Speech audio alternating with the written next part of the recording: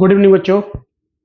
पिछले क्लास में हमने देखा था किंगडम फंजाई के बारे में और उसमें एक छोटा सा टॉपिक रह गया था mode of reproduction of in fungi.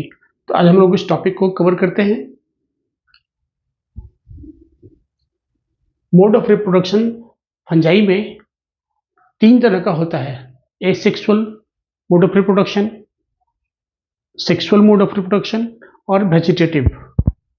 Vegetative mode of reproduction में जैसा कि हमने देखा यहाँ पे type of reproduction, three types. Vegetative reproduction में फिजन, बडिंग और फ्रेगमेंटेशन तीनों ही होता है, जिसमें कि फिजन और बडिंग ये यूनिसेलुलर ईस्ट में होता है। फिजन और बडिंग यूनिसेलुलर फंजाई ईस्ट में होता है, जबकि फ्रेगमेंटेशन जो है ये मल्टीसेलुलर हाइफी में, मल्टीसेलुलर फंजाई में होता है, जिसमें कि older hyphae breaks down in fragments. कई सारे फ्रैगमेंट्स में हाइफी ब्रेक कर जाता है, टूट जाता है, और and each fragments develops into new hyphae. Multicellular fungi में हाइफी जो है, जो पुराना हाइफी है, ओल्डर हाइफी है, वो कई सारे फ्रैगमेंट्स में टूट जाता है, ब्रेक कर जाता है, और हर एक फ्रैगमेंट्स एक नए हाइफी, एक नई हाइफी या एक नए हाइफी का फॉर्मेशन करता है। इसके अलावा दूसरा जो एसेक्सुअल मोड ऑफ रिप्रोडक्शन है, ये स्पोर फॉर्मेशन के थ्रू होता है।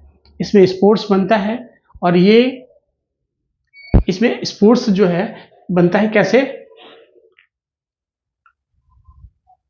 If fruiting bodies are haploid. अगर फ्रूटिंग बॉडीज हैप्लॉइड भी हो सकता है, डिप्लॉइड भी हो सकता है। हैप्लॉइड मतलब number of chromosome n, number n haploid, 2n diploid. If fruiting bodies are haploid then spore formation occurs by mitosis.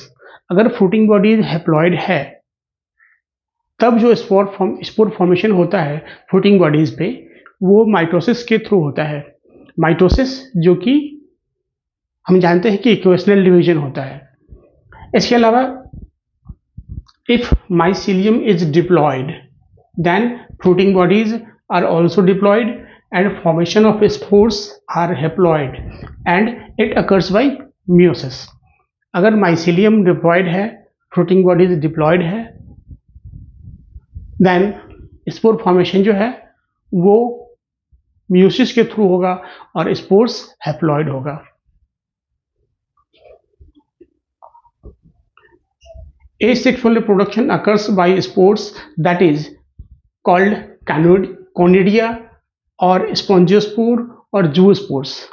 Asexual mode of reproduction जो है स्पोर फॉर्मेशन के थ्रू होता है। डिफरेंट स्पोर्स बनता है, जिसको कि कॉनिडिया कहते हैं, या स्पोरेंजियोस्पोर कहते हैं, या जूस्पोर कहते हैं। इसी तरह से sexual reproduction occurs by spores that is called oospores और ascospores and basidiospores. oospores, ascospores and basidiospores. तो ये तो रहा आपका एसेक्सुअल मोड ऑफ रिप्रोडक्शन। इसके बाद जो तीसरा है सेक्सुअल मोड ऑफ रिप्रोडक्शन। इसमें सेक्सुअल मोड ऑफ रिप्रोडक्शन में प्लाज्मोगैमी, कैरियोगैमी और मियोसिस, ये तीन स्टेप होता है। Plasmogamy, fusion of protoplast, fusion of protoplasm that is called plasmogamy.